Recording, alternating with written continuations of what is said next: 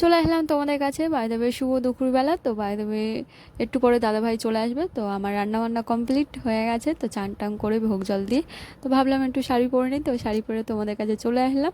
তো কেমন লাগছে একটু কমেন্ট করে জানাবে দিদিভাই দাদাভাইরা। আর আশা করি তোমরা খুবই খুবই ভালো আছো। আর বাই দ্য ওয়ে তোমার দাদাভাই আসলে কি বলবে আমি তো জানি না।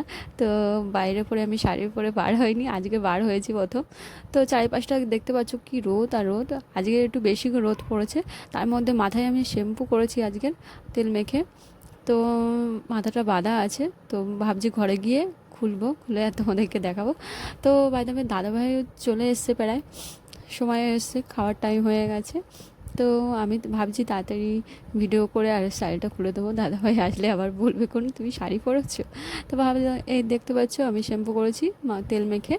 তো চুলটা খুলে দিলাম, পাখা চলছে। তো বাই দ্য ওয়ে চুলটা আমি শুকাবো। তো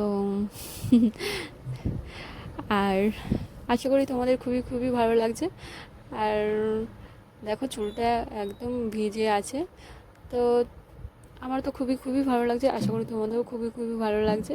আর বাই দ্য ওয়ে দেখতে দেখতে দাদাভাই চলে এসেছে বলতে গেলে দরজার ধারে, চুলটা ভিজে।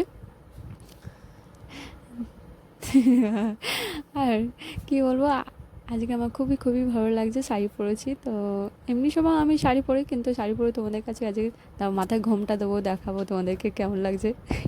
আঁচলটা ছোট হয়ে গেছে, তো আঁচলটা অতটা সামনে আসেনি। দাদাভাই চলে এসেছে, দাদাভাই ওইদিকে আছে, তোমাদেরকে বললাম এক্ষুনি চলে আসবে, খাওয়ার টাইম হয়ে গেছে। আর মা ওই সাইডে আছে ঠাকুরদানে, আর আমি মাঝখানে বসে আছি। তো আশা করি খুবই খুবই ভালো লাগছে।